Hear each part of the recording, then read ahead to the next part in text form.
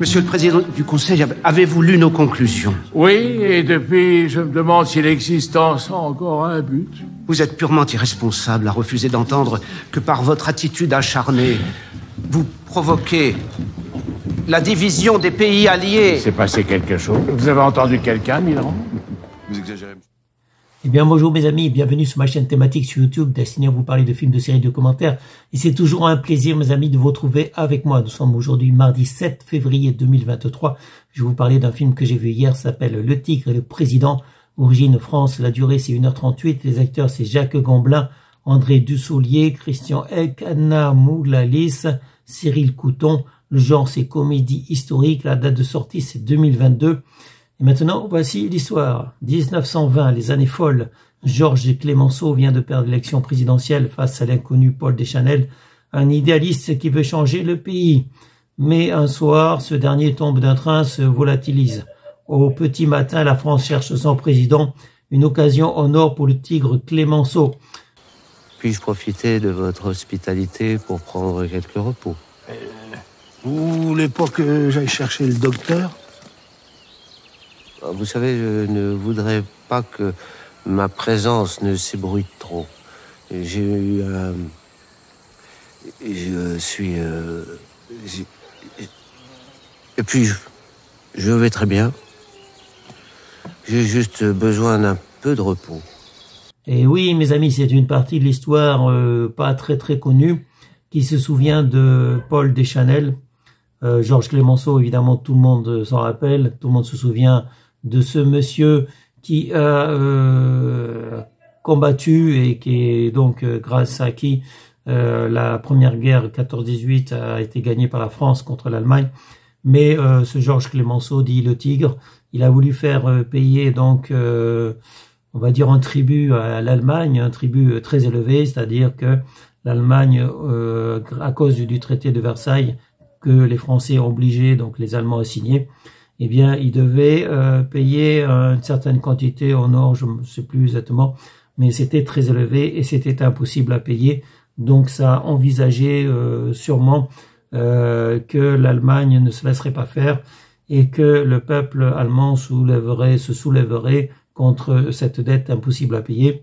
Parce que quand on a une dette qui est impossible à payer, ça finit toujours par la guerre. Et effectivement, il y a eu la guerre de 39-45 puisque le peuple allemand a élu Adolf Hitler pour se débarrasser de cette dette, de la dette qui était impossible à payer, évidemment. La dette qui était imposée donc notamment par Clemenceau, Georges Clemenceau, et donc qui obligeait les Allemands à payer une dette à la France, une dette, comme je l'ai dit, impossible à payer. D'où Adolf Hitler qui a été chargé par le peuple allemand de se libérer de cette dette en déclarant la guerre à l'Allemagne, à la France. Évidemment, Adolf Hitler a déclaré la guerre à la France, mais Paul Deschanel, qui est un idéaliste, on va dire un gauchiste, on peut dire un gauchiste, je pense, qui a sans doute de bonnes idées, évidemment, de bonnes idées, mais c'est un idéaliste qui n'aura fait que 6 mois à la présidence à l'Élysée. Il n'aura pas duré longtemps, mes amis, et il n'arrivait pas, en fait, il est parti dans tous les sens. Peut-être il réfléchissait trop, il avait trop d'ambition, en fait, il a fait passer aucune loi. Et en fait, il n'arrivait même pas à écrire un discours. Bon, c'est un écrivain, donc il est plutôt doué en écriture et doué en parole. Donc c'est quelqu'un qui savait très bien parler, très bien écrire, mais devant son grand discours, le grand discours qu'il devait prononcer, ben, il en était incapable. Et donc ce Paul Deschanel, dont l'histoire ne se souviendra pratiquement pas, à part le fait que on l'a perdu de vue. Il est passé par la fenêtre du train ou la porte du train, je sais pas. En fait, il s'est retrouvé sur la voie ferrée et tout le monde l'a cherché partout. Tout le monde se disait où est passé le président de la République française.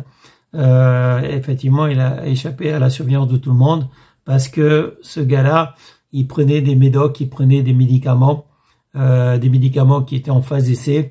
C'était des barbituriques, si je me souviens bien, enfin un des premiers barbituriques donc inventés pour les gens qui ont des problèmes mentaux, on va dire, parce que c'était pas une maladie physique qu'il avait, mais plutôt une maladie mentale. Il avait le stress, il était en dépression, et on lui a donné un des premiers antidépresseurs, un antidépresseur développé par un médecin allemand, si je me trompe pas, et qui a été popularisé donc aux États-Unis.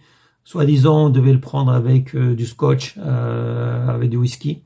Et donc, c'est ce qu'a fait effectivement Paul Deschanel, sa femme, qui l'a encouragé à prendre je sais pas si c'est un narcoleptique, mais enfin, en tout cas, un barbiturique, qui est très, très dangereux, qui était utilisé pour les militaires, notamment les gueules cassées, mais pour les militaires qui souffraient de traumatisme. Donc, on leur préconisait donc ce médicament qui était, comme je l'ai dit, en phase de test, qui était très utilisé aux États-Unis, mais très dangereux parce qu'il avait notamment pas mal d'effets secondaires. Et comme effet secondaire, ben, les gens ils perdaient la boule et ils comprenaient pas ce qu'on leur disait. Ils étaient un peu dans les vapes, voilà. Et c'est ce qui s'est passé en fait avec Paul Deschanel, puisque il était fréquemment dans les vapes. Il a dû donc abandonner la présidence de l'Élysée pour raison médicale.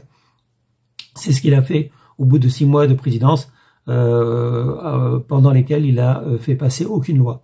Donc il avait plein d'idées et plein d'ambitions, mais au final il a rien fait. Voilà. Et Georges Clemenceau, qui est un rusé, qui est un malin, qui est un renard, en fait il a même poussé un peu Paul Deschanel à prendre ce médicament. Donc il a encouragé à travers sa femme, la femme de Paul Deschanel, il a encouragé le président de la République à prendre ce médicament qui était en phase de test et utilisé par les militaires, mais avec des effets secondaires horribles, donc il faisait plus de mal que de bien. Donc il a encouragé le président à prendre ce médicament, ce qui l'a complètement fini, hein, ça est complètement tombé à la ramasse. D'ailleurs, un an après avoir quitté la présidence de l'Élysée, en fait, Paul Deschanel est mort. Mais la France ne se souviendra pas trop, l'histoire ne se souviendra pas trop de Paul Deschanel, alors que le tigre, Georges Clemenceau, bah, il a tout fait pour qu'on se souvienne de lui. Et effectivement, il a été marqué dans l'histoire comme un héros, alors que Paul Deschanel, c'est plutôt un rigolo, mes amis. C'est plutôt un président fantaisiste, rigolo, qui se baladait des fois donc en pyjama devant la presse, devant les journalistes. Donc c'est quelqu'un qui avait sans doute de bonnes idées. Voilà, mais en fait c'était un idéaliste qui avait un dérèglement mental et qui voilà, souffrait un peu de démence pour ainsi dire, qui aurait pu se soigner en allant au vert, en allant à la campagne. D'ailleurs après sa chute du train, il est resté un peu quelques jours donc à la campagne, ça lui fait beaucoup de bien d'ailleurs. Mais il a malheureusement repris son traitement, et le traitement médical, les médicaments ont toujours des effets secondaires, mes amis. Donc parfois, les médicaments font plus de mal que de bien. Quand on peut s'en passer des médicaments, c'est toujours mieux. Et hélas, Paul Deschanel aurait mieux fait de se passer de ce barbiturique parce que ça l'a rendu complètement zinzin. Et au final, il est mort 1 an après. Mais voilà.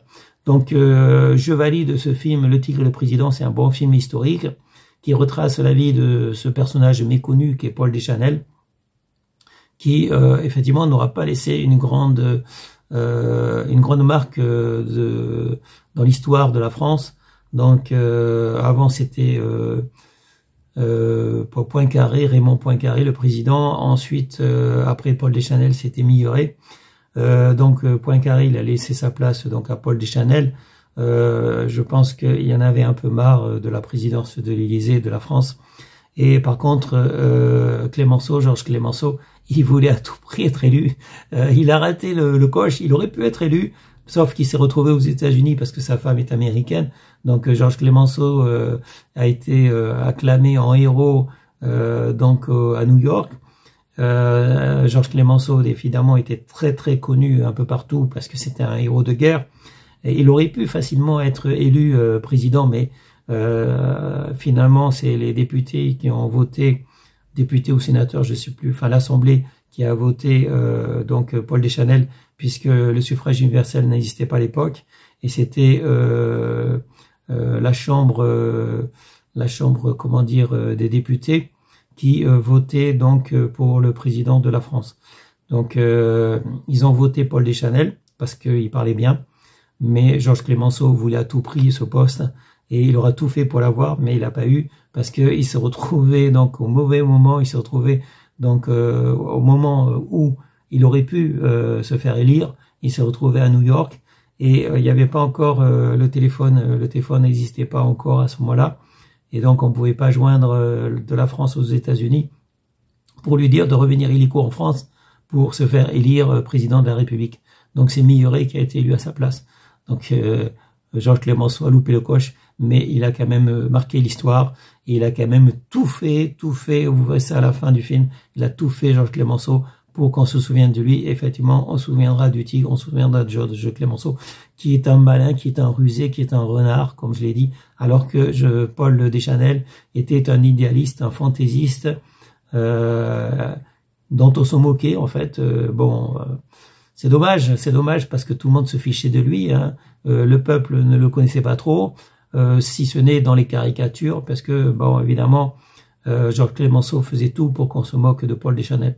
Donc, Paul Deschanel n'a pas été un grand président. Il a tenu 6 mois et il était aussi comique, aussi ridicule que François Hollande, par exemple.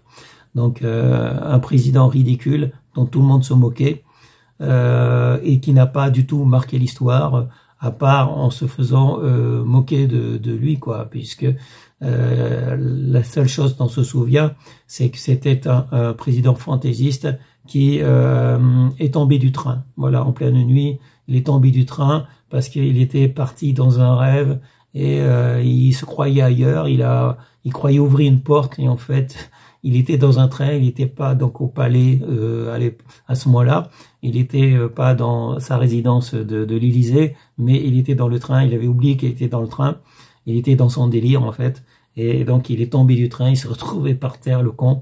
Et donc c'est un cheminot qu'il a gentiment ramené chez lui et qu'il a hébergé, voilà. Mais personne n'a cru qu'il était président. Quand il a dit « je suis le président de la France, président de la République », tout le monde s'est dit « mais attends, il est zinzin ce mec-là, personne ne le connaît, Paul Deschanel, personne ne le connaissait, personne ne savait que c'était le président ». Voilà, donc en fait, voilà. Bon, je vais pas en dire plus, je pense que j'en ai assez dit déjà. Donc, je vous souhaite à tous une bonne journée, mes amis. Restez en sécurité, portez-vous bien. Je vous dis à bientôt pour une prochaine vidéo. Salut, mes amis. Ciao, ciao. Bye bye. J'ai trouvé sur la voie juste avant les forêts. Je crois qu'il se prend pour Clemenceau, mais il se fait appeler autrement. Ça doit être un pauvre type. Ouais. Ah, tout de même, il a les pieds propres, hein. Bonjour. Mes hommages, madame. Paul Deschanel, président de la République.